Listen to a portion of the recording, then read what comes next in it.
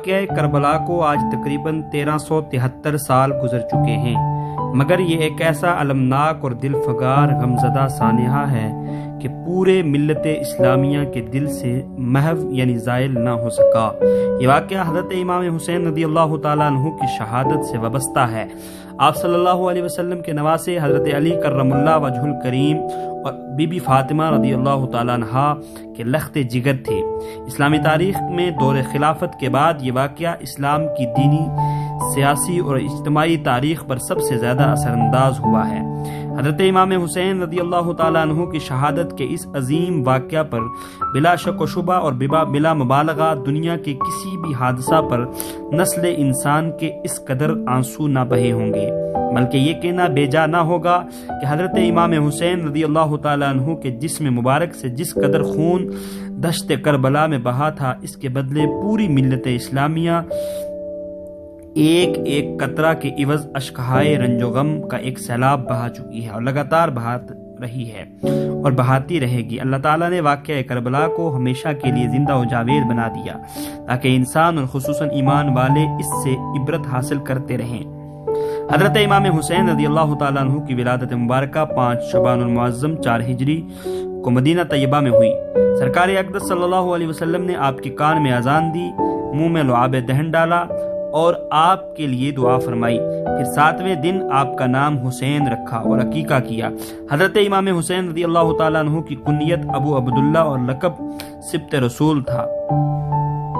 حدیث شریف میں ہے کہ رسول اللہ صلی اللہ علیہ وسلم نے فرمایا، حضرت ہارون علیہ السلام نے اپنے بیٹوں کا نام شبیر اور شبر رکھا اور میں نے اپنے بیٹوں کا انہی کے نام پر حسن اور حسین رکھا، اس لیے حسنین کریمین کو شبیر اور شبر کے نام سے بھی یاد کیا جاتا ہے۔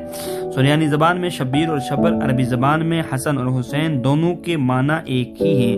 ایک حدیث پاک میں ہے، الحسن والحسین اسمانی من اہل الجنتی، ترجمہ حسن اور حسین جنتی ناموں میں سے 2 نام ہیں۔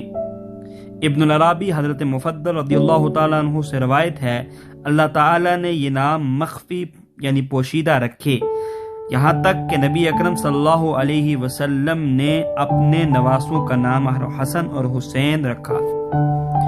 ترمذی شریف کی حدیث ہے، حضرت یعلا بن مرہ رضی اللہ تعالیٰ عنہ سے روایت ہے کہ حضور پر نور صلی اللہ علیہ وسلم نے فرمایا، حسین منی وانا من الحسین، حسین مجھ سے ہیں اور میں حسین سے ہوں، یعنی حسین رضی اللہ تعالیٰ عنہ کے حضور سے اور حضور صلی اللہ علیہ وسلم کو حسین رضی اللہ تعالیٰ عنہ سے انتہائی قرب ہے، گویا کہ دونوں ایک ہیں۔ حسین رضی اللہ عنہ کا ذکر حضور صلی اللہ علیہ وسلم کا ذکر ہے۔ حسین رضی اللہ تعالیٰ عنہ سے دوستی حضور سے دوستی ہے اور حسین رضی اللہ تعالیٰ عنہ سے دشمنی حضور صلی اللہ علیہ وسلم سے دشمنی ہے، اور حسین رضی اللہ تعالیٰ عنہ سے لڑائی کرنا حضور صلی اللہ علیہ وسلم سے لڑائی کرنا ہے۔ حضور سرور کائنات صلی اللہ علیہ وسلم ارشاد فرماتے ہیں کہ جس نے حسین سے محبت کی اس نے اللہ تعالیٰ سے محبت کی، اس لیے حضرت حسین رضی اللہ تعالیٰ عنہ سے محبت کرنا حضور صلی اللہ علیہ وسلم سے محبت کرنا ہے، اور حضور صلی اللہ علیہ وسلم سے محبت کرنا اللہ تعالیٰ سے محبت کرنا ہے۔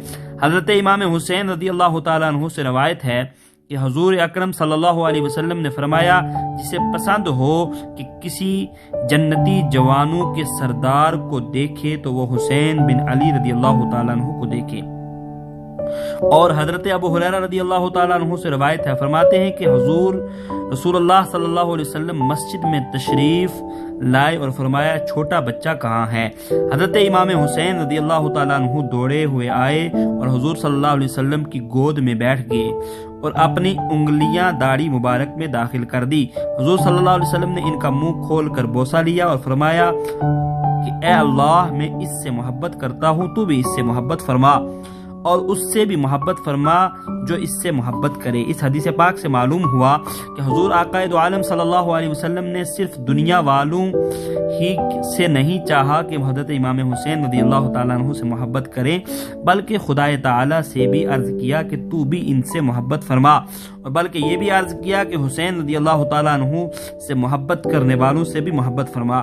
حضرت ابو ہریرہ رضی اللہ تعالیٰ عنہ سے روایت ہے کہ میں نے رسول اللہ صلی اللہ علیہ وسلم کو دیکھا کہ وہ حضرت امام حسین رضی اللہ تعالیٰ عنہ کے لعاب دہن کو اس طرح چوستے ہیں جیسے کہ آدمی کھجور چوستا ہے، اور مروی ہے کہ حضرت عبداللہ بن عمر رضی اللہ تعالیٰ عنہ کعبہ شریف کے سائے میں تشریف فرما تھے. انہوں نے حضرت امام حسین رضی اللہ تعالیٰ عنہ کو تشریف لاتے ہوئے دیکھا تو فرمایا کہ آج یہ آسمان والوں کے نزدیک تمام زمین والوں سے زیادہ محبوب ہیں. امام حسین رضی اللہ تعالیٰ عنہ کی نسبت سے معرکہ حق و باطل جو کربلا میں رونما ہوا، اس نے ساری دنیا کو اپنی جانب متوجہ کیا.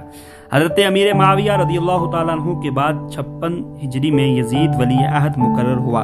اس کے خلیفہ بنتے ہی طوائف الملوک کی شروع ہو گئی اور اسلامی خلافت کے بجائے بادشاہیت اور آمریت نے پنجہ گاڑنا شروع کر دیا. تو افضل الجہاد کی نظیر پیش کرتے ہوئے ظالم جابر کے سامنے کلمہ حق کہنا سب سے بڑا جہاد ہے.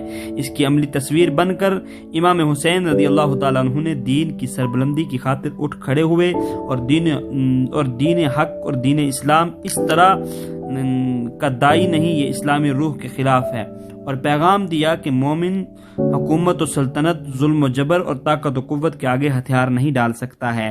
اور یزیدگی، امارت اور بیعت کا انکار کرتے ہوئے اس کی اطاعت قبول نہ فرمائی، اس کی بیعت کو ٹھکرایا اور یہ اعلان کیا کہ مرد حق باطل سے ہرگز خوف کھا نہیں سکتا، سر کٹا سکتا ہے لیکن سر جھکا سکتا نہیں.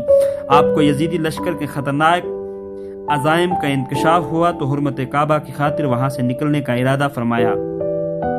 اسی درمیان کوفیوں کے ہزاروں عقیدت برے خطوط ملے.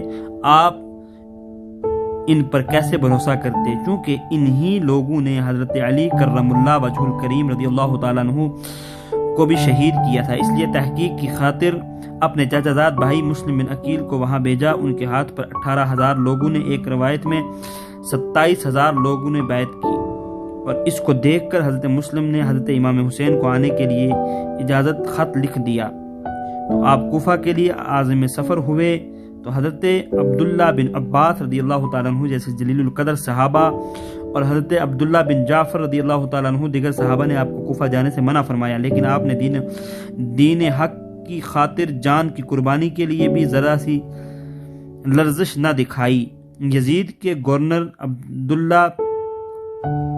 عبید اللہ بن زیاد نے حضرت مسلم بن عقیل رضی اللہ تعالیٰ عنہ کے زمین تنگ کر دی اور انہیں بے دردی سے شہید کر دیا. یہ خبر امام حسین رضی اللہ تعالیٰ عنہ کو ملی. یہ ایک اندھوناک خبر تھی. آپ کو زبردست صدمہ پہنچا. واپسی پر نظر ثانی کیا بھی جا سکتا تھا، مگر حضرت امام حسین رضی اللہ تعالیٰ عنہ ان کے خیش و اقارب جو وہاں موجود تھے انہیں یہ گوارا نہیں تھا. اس لیے حضرت امام حسین رضی اللہ تعالیٰ عنہ کی واپسی کا کوئی سوال ہی نہیں پیدا ہوتا تھا. سید الشہداء حضرت امام حسین رضی اللہ تعالیٰ عنہ کی شہادت ہمیں کئی پیغام دیتی ہے. اول یہ کہ ایمان والا اپنے خون کے آخری قطرہ تک حق پر، صداقت پر جمع رہے، باطل کی قوت سے مرعوب نہ ہو. دوسری بات یہ کہ امام حسین رضی اللہ تعالیٰ عنہ یزید کی جن خرابیوں کے باعث مخالفت کر رہے تھے ویسے لوگوں سے اپنے آپ کو الگ کریں اور فسق و فجور والا کام نہ کریں اور نہ ویسے لوگوں کا ساتھ دیں. نیز یہ بھی پیغام ملا کہ ظاہری قوت کے آگے بسا اوقات نیک لوگ ظاہری طور پر مات کھا جاتے ہیں، مگر جو حق ہے، وہ سچائی ہے، وہ کبھی مانت نہیں پڑتی، مات نہیں کھاتی، وہ ایک نہ ایک دن ضرور لنگ لاتی ہے. یہی اس بات کا واضح ثبوت ہے کہ اسلام کا سرمایہ حیات یزیدیت نہیں بلکہ شبیریت اور حسینیت ہے. حضرت امام حسین رضی اللہ تعالیٰ عنہ کی شہادت امت مسلمہ کے لیے کئی پہلو سے عملی نمونہ ہے جس پر انسان عمل پیرا ہو کر اپنی زندگی کو اسلامی طرز پر قائم رکھے. اسلامی زندگی اسلامی رنگ و روپ کی بحالی کے لیے صداقت، حقانیت، جہد مسلسل اور عمل پہم میں حسینی کردار اور حسینی جذبہ ایثار قربانی سے سرشار ہو. اقتدار کی طاقت جان تو لے سکتی ہے، ایمان نہیں. اگر ایمانی طاقت کا کار فرما ہو تو اس کے عزم و استقلال کو کوئی چیلنج نہیں کر سکتا. لندن کے ایک مشہور مفکر لارڈ ہیڈلے کے بقول اگر حسین میں سچا اسلامی جذبہ کار فرما نہ ہوتا تو وہ اپنی زندگی کے آخری لمحات میں رحم و کرم، صبر و استقلال اور ہمت اور جمع مردی ہرگز عمل میں آ ہی نہیں سکتی تھی جو آج صفحۂ ہستی پر ثبت ہے۔